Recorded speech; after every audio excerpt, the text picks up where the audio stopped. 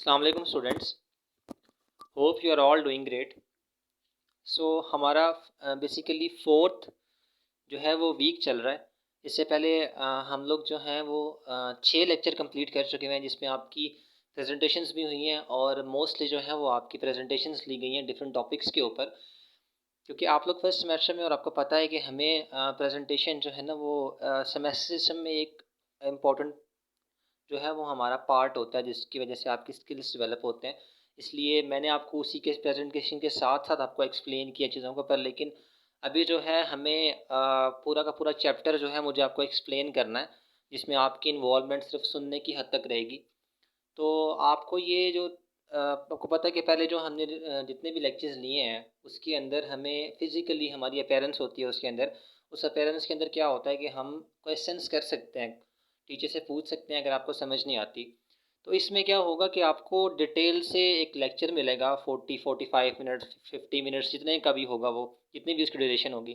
पर लेकिन इसमें यह होगा कि आपको क्वेश्चन डायरेक्टली आप नहीं पूछ सकते हो, पर लेकिन आप जो है मैसेज टाइप करके आप पर्सनली व्हाट्सएप के ऊपर या कोई भी आपको क्यूरीज होती हैं तो आप पूछ सकते हो। क्योंकि ये आप लोगों के लिए एक नया एक्सपीरियंस होगा। पर लेकिन हम जो हैं लास्ट जो अभी बैच निकला है, जो जो आपके सीनियर्स हैं जो अभी थर्ड सेमेस्टर में हैं और जो अभी 2 से निकल के गए हैं, वो बच्चे जो हैं ये चीज़ से गुजर चुके हैं, उनको इस चीज़ की आदत है। और हमें भी इस तरह से रिकॉर्ड करने और लेक्चर को कन्वे करने की आदत है।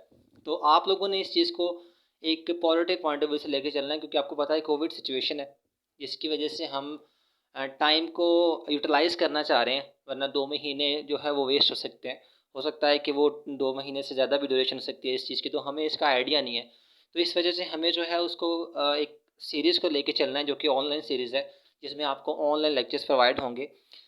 मैंने कोशिश की है इन स्लाइड्स के अंदर, मैंने मिनिमम सी स्लाइड्स रखी हैं, कोई 14-15 स्लाइड हैं। और वो 14-15 स्लाइड्स जो हैं हमें 2 लेक्चर्स में बेसिकली पढ़नी है। इतना मुश्किल चैप्टर नहीं है, बहुत आसान सा चैप्टर है। और मैंने कोशिश की है कि कुछ इंपॉर्टेंट लाइंस आपकी बुक से ही ली हैं। और वो बुक्स की लाइंस जो हैं जब आप देखोगे, जब आप पढ़ोगे, तो आपको कॉन्सेप्ट क्लियर होना चाहिए। यहाँ पे मेरी पूरी कोशिश रहेगी कि आपको बात की लॉजिक समझ आनी चाहिए कि बेसिकली बात स्टार्ट कहाँ से हो रही है। जब आप उसकी बेस समझ आते हो, उसका कॉन्सेप्ट समझ आते हो, तो फिर आप जब रीडिंग करते हो, ओवरऑल जब रीडिंग करते हो, तो फिर आपको वो कॉन्सेप्ट समझने में आसानी होती है, उसका एक दूसरे के साथ लिंक बनाना आसान होता है। तो मेरी पूरी कोशिश है कि मैं आपको वो कॉन्सेप्ट प्रोवाइड कर सकूं, जो कि बेसिकली एक्चुअल में जो टॉपिक चल रहा है हमारा उससे रिलेट कर रहा हो। तो चैप्टर 6 है, ठीक है। हमारा फोर्थ वीक चल रहा है, जिसके अंदर हमने 2 जो है लेक्चर्स क्लियर करने थे अभी तक, जिसमें से एक लेक्चर जो है वो आपका 7th लेक्चर है और एक एक 8th लेक्चर है। उन दोनों लेक्चर्स को, इस दोनों लेक्चर्स के अंदर हमें 6 चैप्टर क्लियर करना है, ठीक है। और यहाँ पे आपको जो स्लाइड नज़र आ रही है उसके अंदर चैप्टर 6 लिखा हुआ है, और लिखा हुआ है चैप्टर का नाम क्या है, स्टार्टिंग योर ओन बिजनेस। आपको पता है कि हम पढ़ भी क्या रहे हैं, इंट्रोडक्शन टू बिजनेस पढ़ रहे हैं। अब आप लोगों ने एक चीज़ ध्यान में रखनी है, जब आप इस लेक्चर को सुन रहे होंगे तो आप लोगों के पास नोटबुक लाजमी होनी चाहिए। क्योंकि कुछ इंपॉर्टेंट पॉइंट्स जो हैं वो स्लाइड्स में नहीं मिलेंगे आपको, वो मेरी एक्सप्लेनेशन में मिलेंगे। तो जब आप उसको नोट कर लेंगे, लेक्चर सुनते हुए जब उसे नोट कर लेंगे, आप उसको घंटा आधा घंटा जब उसे ध्यान से सुनेंगे और कुछ पॉइंट्स नोट कर लेंगे, तो आपको चैप्टर समझना बहुत आसान हो जाएगा। तो चैप्टर का नाम है स्टार्टिंग योर ओन बिजनेस, जिसके अंदर लिखा हुआ है कि जब आप अपना बिजनेस स्टार्ट कर रहे होते हो, द एंटरप्रेन्योरशिप अल्टरनेटिव, ठीक है। जब आप एज एन एंटरप्रेन्योर, हम एंटरप्रेन्योर को देख चुके हैं पहले, जो कि रिस्क लेता है कोई भी काम करने के लिए, मार्केट में देखता है कि कोई ना कोई अपॉर्चुनिटी है, मतलब मार्केट में देखता है कोई गैप है कि मैं यहाँ बिज़नेस स्टार्ट कर सकता हूँ। मैंने आप लोगों को इसके लिए एक एग्जांपल कोट की थी, जैसे बैग होता है, ठीक है, और टायर वो पहले से बन चुके थे, और एक ऑल्टरनेट एक एंटरप्रेन्योर ने क्या किया, इन दोनों चीज़ों को मिला दिया, टायर का साइज़ छोटा कर दिया और बैग के साथ उसको अटैच कर दिया, और उसने इसको इस आइडिया को यूटिलाइज़ किया, जिसकी वजह से वो एक यानी कि अच्छा एक एंटरप्रेन्योर बन के बाहर आया। तो उसने रिस्क लिया, उसने एक आइडिया को डेवलप किया, डेवलप करने के बाद उसको जो है इम्प्लीमेंट किया। तो यही बेसिकली एंटरप्रेन्योर कर रहा होता है। तो हमें इस पूरे चैप्टर में एंटरप्रेन्योर को ही स्टडी करना है। जो अभी आपके सामने स्लाइड्स नज़र आ रही हैं, उन स्लाइड्स के अंदर आपको वो सारी चीज़ें जो हमने इस चैप्टर में पढ़नी है वो डिफ़ाइन की गई हैं। मतलब कि हमारे इस चैप्टर के अंदर लर्निंग ऑब्जेक्टिव्स क्या रहेंगे। जब हम इस चैप्टर को पढ़ेंगे तो हम किस काबिल हो जाएंगे कि हम क्या क्या जान चुके हैं या हम क्या क्या जानने वाले हैं इस चैप्टर के अंदर, वो सारे आउटकम्स यहाँ पे दिए गए हैं। सबसे पहले आपको बताया गया कि हम एंटरप्रेन्योर की डेफिनेशन पढ़ेंगे। Define the terms entrepreneur. Entrepreneur क्या होता है, ठीक है, वो किसको कहते हैं, हम इस चीज़ को पढ़ेंगे। उसके बाद डिस्टिंग्विश अमंग एंटरप्रेन्योर्स, ठीक है, किस किस टाइप के एंटरप्रेन्योर्स हो सकते हैं, क्या एंटरप्रेन्योर सिर्फ एक ही होता है या मल्टीपल टाइप्स के होते हैं, ये देखेंगे। Small business honours and managers, business honour कौन होता है, मैनेजर्स कौन होते हैं, इन सब को डिफाइन करेंगे हम इसके अंदर। ये कुछ चीज़ें हैं जो कि हमें इस चैप्टर के अंदर क्लियर करनी है, इस चैप्टर के अंदर समझनी है। इसी तरह से identify different types of entrepreneurs, कौन कौन सी टाइप्स होती हैं एंटरप्रेन्योर्स की, इसको डिटेल से पढ़ेंगे, ये हमारा टॉपिक रहेगा इसके अंदर। Explain why people choose become entrepreneur, लोग जॉब छोड़ के एक अच्छी जॉब जो किसी अच्छी ऑर्गेनाइजेशन में कर रहे होते हैं उसको छोड़कर वो क्यों एंटरप्रेन्योर बनते हैं, इस चीज़ को एक्सप्लोर करने की कोशिश करेंगे कि लोग, ऐसे लोगों के अंदर क्या चीज़ होती है या फिर लोग ऐसा क्या देख लेते हैं एंटरप्रेन्योरशिप के अंदर कि वो सारा कुछ छोड़ के, एक अच्छी लगी लगाई जॉब को छोड़ के वो एंटरप्रेन्योर की तरफ आते हैं। या फिर कुछ लोग होते हैं वो कहते हैं नहीं मुझे तो करना ही बिजनेस है। तो ऐसा क्या रीजंस होती हैं कि वो एंटरप्रेन्योर की तरफ आते हैं, एंटरप्रेन्योरशिप की तरफ आते हैं, ये भी हम देखेंगे।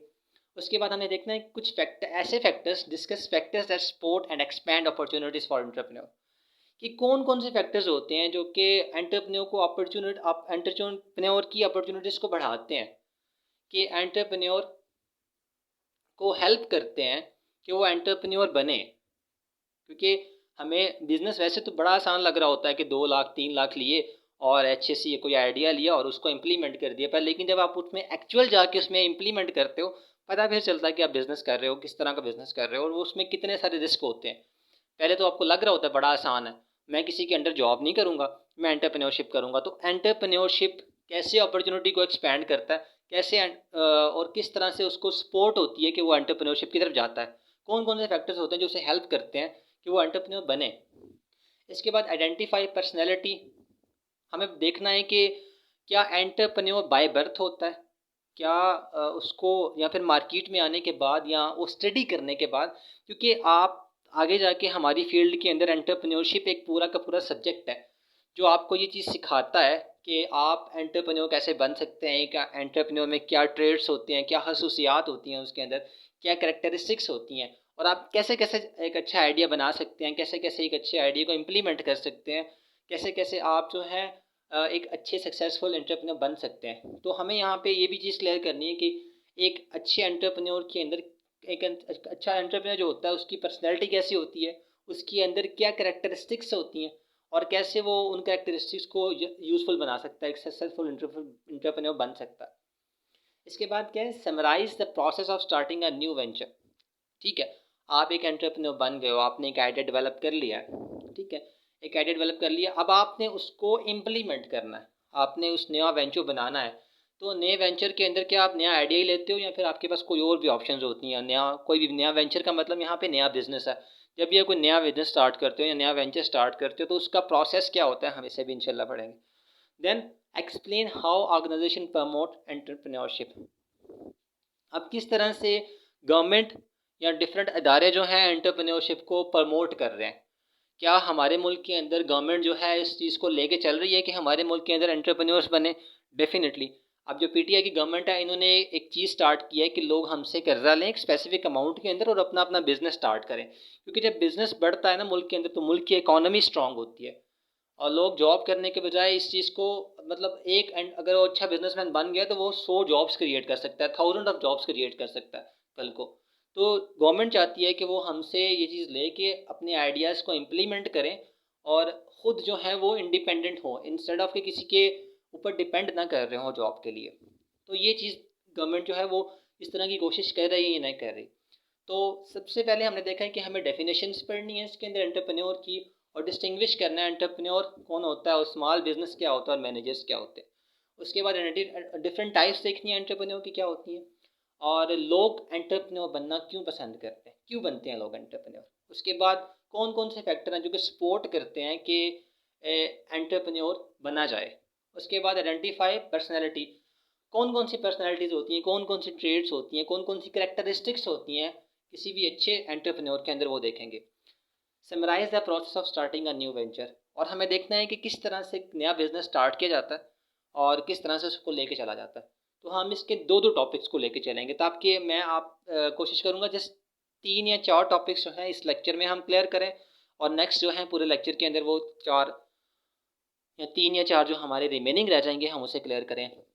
मैं जब भी नया लेक्चर बनाऊंगा मेरी पूरी कोशिश रहेगी जो हमने प्रीवियस पढ़ा है उसको मैं पहले आपको 5-10 मिनट के अंदर आपको रिमाइंड करवाऊं कि हमने क्या पढ़ा है, और उसके बाद हम मेन टॉपिक पे आएँ कि हमें क्या पढ़ना है, ताकि हम लिंक क्रिएट कर पाएँ। जब तक हम लिंक क्रिएट नहीं कर पाएंगे तब तक हमें बात समझ नहीं आएगी। तो इसलिए आपको भी ये लिंक क्रिएट करना है, जब तक आप लिंक नहीं बना पाओगे तब तक कॉन्सेप्ट्स क्लियर नहीं होंगे। सो सबसे पहले हमें देखना है, इस चीज़ को हम लेके चलते हैं कि सबसे पहले टॉपिक को लेके चलते हैं, एंटरप्रेन्योर क्या होता है, और डिस्टिंग्विश करेंगे एंटरप्रेन्योर को और small business owner and manager को। तो यहाँ पे जो हमें नेक्स्ट स्लाइड नज़र आ रही है इसके अंदर क्लियरली डेफिनेशन लिखी हुई है, व्हाट इज़ एन एंटरप्रेन्योर, ऊपर लिखा हुआ है हेडिंग के ऊपर। ये क्वेश्चन है, अब क्या है, कोई एंटरप्रेन्योर कौन होता है? एन एंटरप्रेन्योर, अब बिजनेसमैन को और एंटरप्रेन्योर ये दोनों अलग अलग बंदे होते हैं। आपने बिजनेसमैन को और एंटरप्रेन्योर को एक कंसीडर नहीं करना। एंटरप्रेन्योर कौन होता है? An entrepreneur is a risk taker in the private enterprise system. ठीक है, प्राइवेट एंटरप्राइज का मतलब है कि अपना काम स्टार्ट करता है, रिस्क लेता है। ठीक है, प्राइवेट का मतलब अपना काम स्टार्ट करेगा। A person who seeks a profitable opportunity, यहाँ पे आपने कैटेगराइज करना है। पहले वो कह रहे हैं ऐसा बंदा जो कि रिस्क लेता है, अपना बिजनेस स्टार्ट करता है, और वो प्रॉफिटेबल, और वो देख रहा होता है कि मार्केट में कौन सी ऐसी अपॉर्चुनिटी है, कौन सा ऐसा आइडिया जो कि उसे प्रॉफिट दे सकता है, and takes the necessary risk to set up and operate a business, और वो सारे एक्शंस लेता है उस बिज़नेस को ऑपरेट करने के लिए जो कि रिस्क के अंदर होते हैं। मतलब बैंक से पैसा उठाना रिस्क है, उनको वापस करना रिस्क है, इस तरह के बिज़नेस चलेगा या नहीं चलेगा, नया आइडिया है, इस तरह के बहुत सारे रिस्क जो है ना वो इन्वॉल्व होते हैं। तो कोई भी ऐसा पर्सन, ठीक है, जो कि रिस्क टेकर हो, जो कि रिस्क लेने वाला हो, वो एंटरप्रेन्योर है। ये 4-5 करेक्टरिस्टिक्स जिस पर्सन के अंदर होती हैं और वो विलिंग होता है कि मैं रिस्क लेने जा रहा हूँ और मुझे प्रॉफिटेबल अपॉर्चुनिटी नज़र आ गई है, मुझे इसके लिए रिस्क लेना है, और वो उसके लिए बिज़नेस को ऑपरेट करना स्टार्ट करता है, बिज़नेस को स्टार्ट कर देता है। ठीक है, तो उसको हम एंटरप्रेन्योर कहते हैं। एंटरप्रेन्योर कौन होता है? जो कि रिस्क टेकर होता है और अपना बिज़नेस स्टार्ट करने जा रहा होता है, और वो ऐसी अपॉर्चुनिटीज़ को देख रहा होता है जो कि उसको प्रॉफिट देने वाली हैं। उसके बाद क्या है, टेक्स, और उसके लिए वो नेसेसरी वो सारे एक्शंस उसको लेने होते हैं जो कि रिस्क रिस्क पे डिपेंड कर रहे होते हैं, जिसमें उसको बहुत ज़्यादा रिस्क होगा, तो वो इस चीज़ के लिए तैयार होता है।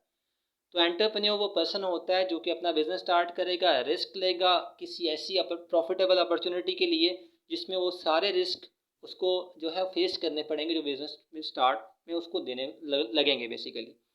सो होप सो कि एंटरप्रेन्योरशिप आपको समझ आ गया होगा, एंटरप्रेन्योर कौन होता है। अब वो कह रहे हैं, यहाँ से मैंने 2 क्वेश्चन आपकी बुक की साइड पे दिए गए हैं, वो दोनों क्वेश्चन मैंने यहाँ पे लिखे हैं। अब यहाँ पे वो बताया जा रहा है कि what tools to entrepreneur use to create a new business. जब भी कोई एंटरप्रेन्योर बिजनेस स्टार्ट करता है तो कौन कौन से टूल्स होते हैं, कौन कौन सी चीज़ें होती हैं। हमने देख लिया कि एक एंटरप्रेन्योर जो है वो रिस्क टेकर होता है, वो अपना बिजनेस स्टार्ट करता है, वो प्रॉफिटेबल अपॉर्चुनिटीज़ मौके देख रहा होता है मार्केट के अंदर कि कैसे मैं मार्केट में जाके बाकी 10 मोबाइल्स की शॉप्स हैं तो मैं कैसे इनके साथ कम्पीट कर सकता हूँ। मुझे भी मोबाइल ही बेचना है पर, लेकिन मैं कैसे बेच सकता हूँ, वो ढूंढ लिया उसने। उसके बाद वो सारे रिस्क को टेक करेगा, वो बैंक से लोन लेगा, शॉप बनाएगा, वहीं बैठ जाएगा, पर लेकिन सोचेगा कि मुझे इनके साथ कम्पीट कैसे करना है, वो सारा कुछ कर रहा होगा। ठीक है, तो जब वो स्टार्ट कर रहा है, जब उसने ये स्टार्ट कर दिया तो कौन कौन से टूल्स हैं, कौन कौन सी चीज़ें हैं जो उसको चाहिए होती है। एंटरप्रेन्योर कंबाइंस द आइडिया, सबसे पहले आइडिया, उसे आइडिया को लेके चलता है, आइडिया को कंबाइन करता है, एंड डिराइव द मनी, पैसा चाहिए होगा उसे, या तो वो अपना पैसा यूटिलाइज करेगा। और देखो 5 लाख 10 लाख जो भी है अपना हो, फिर भी रिस्क तो ले रहा है, वो लगा रहा है पैसा, इन्वेस्ट कर रहा है, पता नहीं चलता या नहीं चलता। या बैंक से लोन लेगा, पैसा तो चाहिए होगा उसको स्टार्ट करने के लिए, फिर एम्प्लॉयज़ भी चाहिए होंगे, हो सकता है उस अकेले का काम ना हो सकता है 4-5 बंदे चाहिए हों उस काम के लिए। फिर उसको सबसे पहला टूल उसे पैसा चाहिए होगा, फिर उसे एम्प्लॉयज़ चाहिए होंगे, and other resources to create a business, और इसके अलावा और भी बड़े सारे रिसोर्सेज होते हैं। उसको शॉप चाहिए होगी and fulfil a market need. Definitely उसने देखना है कि मार्केट को किस चीज़ की नीड है। मैंने आपको एक दफ़ा पहले भी एग्जांपल दी है कि 10 दुकानें हैं मार्केट के अंदर, वो सारे आईफोन के पाउच जो हैं वो सेल कर रहे हैं। अब इसने देखा है कि एक पर्टिकुलर सैमसंग का यहाँ पे कोई भी सेल नहीं कर रहा, तो मैं अगर शॉप स्टार्ट करूँगा तो सैमसंग का स्टार्ट करूँगा। जब भी मार्केट में ये मार्केट की नीड है, क्योंकि ये 7 बंदे जो बैठे हुए हैं ये पूरी नहीं कर रहे, तो अगर मैं ये स्टार्ट करूँगा तो लोग मेरे पास आएंगे, मार्केट की नीड पूरी हो जाएगी। ठीक है, उस मार्केट की नीड को पूरा करने के लिए उसे डिफरेंट रिसोर्सेज लगाने पड़ेंगे, पैसा लगाना पड़ेगा। अब सबसे पहले उसे एज एन एंटरप्रेन्योर उसने अपॉर्चुनिटी फाइंड कर ली। क्या अपॉर्चुनिटी फाइंड किया उसने कि इन 7 बंदों में से, 8 बंदों में से, 10 बंदों में से कोई भी सैमसंग के पाउच नहीं बेच रहा, और कुछ लोग हमारे सैमसंग मोबाइल होल्डर भी हैं। तो उसने अपॉर्चुनिटी देख ली, अब उसने इसके अंदर कूदना है। कूदने का मकसद है कि रिस्क लेना है। अब रिस्क किस किस फॉर्म में लेगा वो? पैसा लगाएगा, लोगों को हायर करेगा, फिर उनकी सैलरीज हैं एंड अदर रिसोर्सेज। उसके बाद डिफरेंट रिसोर्सेज, रेंट पे करना है, माल लेना है, माल बेचना है, डिफरेंट यानी कि चीज़ें हो सकती हैं। उसके बाद उसने मार्केट की नीड को पूरा करना हो सकता है। जब उसने होमवर्क किया हो, जब उसने काम स्टार्ट किया हो, उसे लग रहा हो कि सैमसंग के जो हैं वो ना लेने वाले जो हैं वो यहाँ बेचने वाला कोई नहीं है, पर लेकिन इसने क्या ये सर्च किया था कि लेने वाला भी है कि नहीं है, कोई 10 बंदे आईफोन ही क्यों बेच रहे हैं, तो हो सकता है कि वहाँ पे जाके लॉस कर जाए। तो उसको पूरा मार्केट का होमवर्क करना है ताकि वो मार्केट की नीड को पूरा कर सके। अगर वहाँ पे सिर्फ आईफोन यूजर्स ही हैं तो डेफिनेटली बाकी मार्केट में जो बैठे हुए हैं वो बेवकूफ़ तो नहीं है। फिर आपको आईफोन का ही लगाना पड़ेगा, और उनको कम्पीट करने के लिए आपको अलग से एक आइडिया बनाना पड़ेगा कि मैं किस तरह से इनसे कम्पीट कर सकता हूँ। हो सकता है आप कम रेट के ऊपर बेच के कर सकें, हो सकता है आप अपना प्रॉफिट कम कर लें, ठीक है, हो सकता है आप डेकोरेशन अच्छी कर लें अपनी शॉप की, या उसको इतना अच्छा बना दें कि लोग सिर्फ आपके पास ही आ रहे हों। तो डिफरेंट फैक्टर हो सकते हैं कि जिससे आप उनसे कम्पीट करते हैं। तो ये आपने रिस्क लेना होता है। बेसिकली रिस्क भी ले लिया था। Entrepreneur role can make something significant out of a business small beginning. तो ये छोटे से बिजनेस से स्टार्ट करता है, और छोटे से बिजनेस के अंदर बहुत इंपॉर्टेंट चीज़ होती है कि वो किस तरह से यूनिक वे के साथ, एक अच्छे और यूनिक वे के साथ जो बाकी नहीं दे रहे, उसको उसने छोटे से बिजनेस से स्टार्ट करना होता है। हो सकता है कि जो पहले से 10-10 साल से बैठे हैं मार्केट के अंदर वो तो बहुत ज़्यादा स्ट्रांग होंगे, तो उनको compete करने के लिए इसे क्या करना पड़ेगा, डेफिनेटली ऐसा आइडिया लेके चलना पड़ेगा, ऐसा आइडिया मार्केट में इम्पोज करना पड़ेगा, इस तरह से मार्केट में बैठना पड़ेगा जो ऑलरेडी, जो कहा जाता है कि मगरमच्छ वहाँ बैठे हुए हैं, उनको compete करने के लिए इसको एक छोटे से बिजनेस को ऐसे रन करना पड़ेगा कि उनको इस चीज़ का आइडिया हो जाए कि यार ये जो बंदा आया ना ये हमें लॉस देगा, तो हमें इससे बच के रहना है। तो आपको इस तरह से अपने रिस्क को कम, वो उसने रिस्क तो ले लिया, 10-10 साल वाले बंदों के खिलाफ उसने जाके शॉप खोल लिया, वो तो आसान भी नहीं होगी चलानी, पर लेकिन ये डिपेंड करेगा कि आप किस तरह से उसको लेके चलते हैं। तो यहाँ पे सिर्फ हम टूल्स पढ़ रहे हैं, हम कोई इतना एक्स्ट्रा ऑर्डिनरी नहीं पढ़ रहे। बस आपको यहाँ पे देखना है कि जब भी एंटरप्रेन्योर बिजनेस स्टार्ट करता है तो उसे क्या क्या चाहिए होता है। पैसा चाहिए होता है, एम्प्लॉयज़ चाहिए होते हैं, रिसोर्सेज चाहिए होते हैं मार्केट की नीड को फुलफिल करने के लिए। ठीक है, ये इंपॉर्टेंट हमारा क्वेश्चन था। इसके बाद हमारा साथ ही नेक्स्ट क्वेश्चन भी है, उसके साथ ही आपको मिल जाएगा बुक में। How do entrepreneur differ from managers? Manager से एंटरप्रेन्योर डिफरेंट कैसे होता है? अब जो मैनेजर होता है वो कंपनी के गोल्स के अकॉर्डिंग चलता है, जो कंपनी कहेगी उसने वही करना है। कंपनी ने कहना है कि आपको 70,000 फिक्स सैलरी मिलेगी, आपने सुबह 5 से लेके, सुबह 9 से लेके शाम 5 बजे तक हमारे साथ इंगेज रहना है, आपने लोगों से डील करना है, आपने सिर्फ कंपनी को प्रमोट करना है, दैट्स इट। ठीक है, जबकि स्टडीज़, अब यहाँ पे हमें क्या बताया जा रहा है, एंटरप्रेन्योर बिल्कुल अलग लेवल का बंदा होता है। वो चाहे तो 4 घंटे काम करे, चाहे तो 12 घंटे काम करे, उसकी सैलरी फिक्स नहीं है। उसको पता नहीं है कि शाम को मुझे पैसे प्रॉफिट होगा या नहीं होगा। ठीक है, उसे पता नहीं है कि महीने बाद ही प्रॉफिट होगा या नहीं होगा, पर लेकिन वो अपने लिहाज से चल रहा होता है। इसलिए बहुत दूर दूर यानी कि इनमें बहुत ज़्यादा डिफरेंस है। Studies have different certain personality traits. अब डिफरेंट स्टडीज़ हुई हैं दुनिया के अंदर, और ये बताती हैं कि दोनों की दोनों पर्सनैलिटीज़ बहुत चेंज है, and behaviours common to entrepreneurs that differ from those required managerial success. ठीक है, ये दोनों बहुत डिफरेंट है एक दूसरे से, बहुत ज़्यादा डिफरेंट है। One of these stage is willingness to assume the risk involve starting a new venture. सबसे इंपॉर्टेंट चीज़ क्या है, वन ऑफ द, एक मैंने यहाँ पे लिखा है सिर्फ, one of these stage is willingness to assume. अब मैनेजर बहुत कम रिस्क लेता है। मैनेजर को जितना रिस्क कहा जाता है कितना रिस्क लेना है आपने, वो उतना ही रिस्क लेता है। जितना कंपनी उसको रिस्क का बोलती है वो इतना देता है, जबकि एंटरप्रेन्योर का बिहेवियर बिल्कुल अलग होता है। एंटरप्रेन्योर अपने माइंड के अकॉर्डिंग, क्योंकि वो बाय बर्थ कुछ लोग जो है ना वो एंटरप्रेन्योर होते हैं, वो रिस्क लेने को ही सब कुछ समझते हैं कि जब तक रिस्क नहीं लूँगा तब तक कुछ आएगा नहीं। तो इन दोनों के ट्रेड्स, इन दोनों की पर्सनैलिटीज़ बिल्कुल डिफर होती हैं, क्योंकि जो मैनेजर होता है एक कंपनी के बिहाफ पे काम कर रहा होता है, तो उसने उस कंपनी को ही डिफाइन करना होता है, उस कंपनी के अकॉर्डिंग ही रिस्क लेना होता है। अब वो कंपनी को एक हद तक ही लॉस दे सकता है, एक हद तक रिस्क ले सकता है 5 लाख 10 लाख का, लेकिन अगर उसने करोड़ का नुकसान दिया तो हो सकता है कि वो कंपनी में रहे ही ना, कंपनी उसे निकाल दे। पर लेकिन एंटरप्रेन्योर की जो ट्रेट होती है, जो उसकी पर्सनैलिटी होती है, वो अपने लिए रिस्क ले रहा होता है। और ये उसकी सबसे बड़ी क्वालिटी होती है कि एंटरप्रेन्योर एक रिस्कर होता है, रिस्क टेकर होता है, कि वो रिस्क लेता है चीज़ों के बारे में।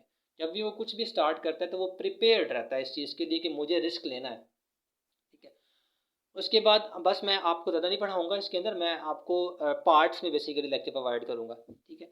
हम ये लास्ट टॉपिक पढ़ेंगे, 3 कैटेगरीज पढ़ेंगे एंटरप्रेन्योर की, और उसके बाद जो है हम नेक्स्ट जो है पार्ट में पढ़ेंगे ताकि आपको समझने में चीज़ों को आसानी हो। Categorise of entrepreneur, categories of entrepreneur sorry. इसके अंदर क्या है कि क्लासिक एंटरप्रेन्योर, 3 टाइप्स होती हैं बेसिकली, ये टाइप्स हैं। मैं आपको फर्स्ट स्लाइड पे वापस लेके जा रहा हूँ। हमने पहला पढ़ा है कि एंटरप्रेन्योर कौन होता है, फिर डिस्टिंग्विश किया है कि एंटरप्रेन्योर में स्मॉल बिजनेस ओनर के अंदर और मैनेजर, मैनेजर में डिफरेंस क्या होता है, हमने ये पढ़ा है बेसिकली। और अभी हम टाइप्स पढ़ रहे हैं, 3 डिफरेंट टाइप्स पढ़ रहे हैं हम कि कौन कौन सी डिफरेंट टाइप्स होती हैं एंटरप्रेन्योर की। सबसे पहले क्लासेस, क्लासिक एंटरप्रेन्योर। ठीक है। Person who identifies a business opportunity, ये यहाँ पे बिजनेस दो दफ़ा लिख लिया गया, आपको इसको अवॉइड कर दीजिएगा। Person who identifies a business opportunity and allocates available resources to tap the that market. ठीक है। वही जो हमने अभी पढ़ा है उसको क्लासिक एंटरप्रेन्योर बेसिकली कहते हैं। क्या होता है, जो आइडेंटिफाई करता है अपॉर्चुनिटी को, मार्केट में जाता है, मार्केट को स्टडी करता है, ये जो क्लासिक होता है, ये मार्केट में जाता है, मार्केट को जाके स्टडी करता है और देखता है कि यार यहाँ पे कौन कौन सा जो बिज़नेस है वहाँ पे थोड़ा बहुत गैप है। ठीक है। अब वो जाता है और वो 4-5 दिन लगा के, हफ्ता लगा के, महीना लगा के एक बिज़नेस के अंदर देख लेता है, हाँ यहाँ पे गैप है, यहाँ पे यहाँ बिज़नेस स्टार्ट कर सकता हूँ। फिर वो अपने सारे रिसोर्सेज जो हैं वो एलोकेट करता है कि इसके लिए मुझे चाहिए क्या क्या होगा, इसके लिए मुझे ये चाहिए होगा, वो सारी लिस्ट बना लेता है और उसके बाद वो उस मार्केट को जाके हिट करता है।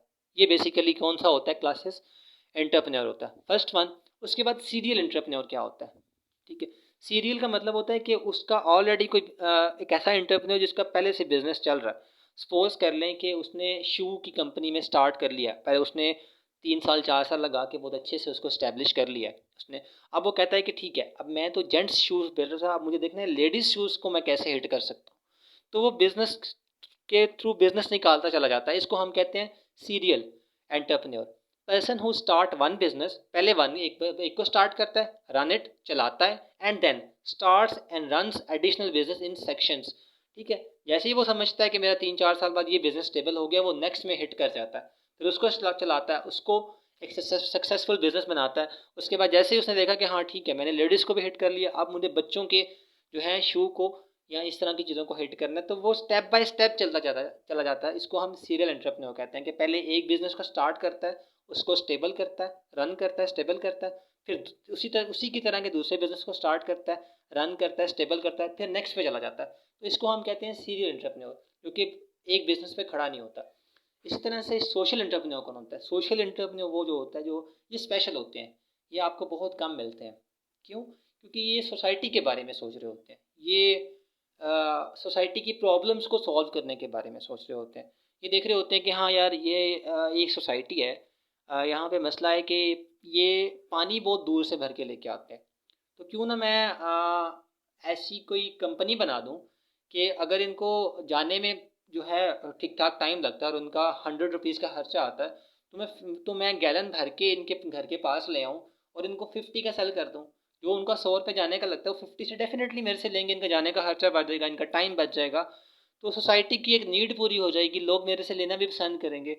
तो इस तरह का एंटरप्रेन्योर देख रहा होता है सोसाइटी के अंदर प्रॉब्लम्स क्या चल रही हैं। ठीक है। और उन प्रॉब्लम्स को रिजॉल्व करने के लिए ये इनोवेटिव सॉल्यूशंस देख रहा होता है। Person who recognise socialistic problems, ये सोसाइटी की प्रॉब्लम्स को देखता है and uses business principles to develop, और बिज़नेस के उन सारे कानूनों को, उन सारे प्रिंसिपल्स को, उन सारे कवानीन को अप्लाई करता है एक इनोवेटिव सोल्यूशन के साथ कि यार मैं किस तरह से इन लोगों की हेल्प कर सकता हूँ, मैं किस तरह से इन लोगों की नीड को पूरा कर सकता हूँ। तो ये बेसिकली सोशल एंटरप्रेन्योर होता है। ठीक है, अभी जो हमने पढ़ा है इसके अंदर हमने लर्निंग ऑब्जेक्टिव्स पढ़े, जिसमें हमें देखा कि हमने क्या क्या पढ़ना है, जिसमें से हमने सिर्फ दो चीज़ें पढ़ी हैं अभी, डेफिनेशंस पढ़ी हैं और टाइप्स पढ़ी हैं एंटरप्रेन्योर की। उसमें हमने देखा कि एंटरप्रेन्योर कौन होता है, ठीक है, और उसके बाद एंटरप्रेन्योर जब एंटरप्रेन्योरशिप स्टार्ट करता है तो उसको कौन कौन से टूल्स चाहिए होते हैं, कौन कौन सी चीज़ें चाहिए होती हैं जब उसने बिजनेस स्टार्ट करना होता है। फिर हमने देखा है कि एक मैनेजर से एंटरप्रेन्योर कैसे डिफरेंट होता है, ठीक है, डिफरेंट ट्रेड्स होते हैं। फिर हमने इसको देखा है कि एक एंटरप्रेन्योर की डिफरेंट टाइप्स कौन कौन सी होती है, क्लासिक होती है, सीरियल होती है, सोशल होती है। होप्स हो कि आपको ये समझ आ गया होगा। अगर आपकी क्वेश्चंस या क्यूरीज हैं तो वो आप डायरेक्टली मैसेजेस से पूछ सकते हैं, या फिर आप किसी भी तरह से आप जो है वो इंगेज हो सकते हैं मेरे साथ, वो क्वेश्चंस पूछ सकते हैं। ओके स्टूडेंट्स, अल्लाह हाफ़िज़।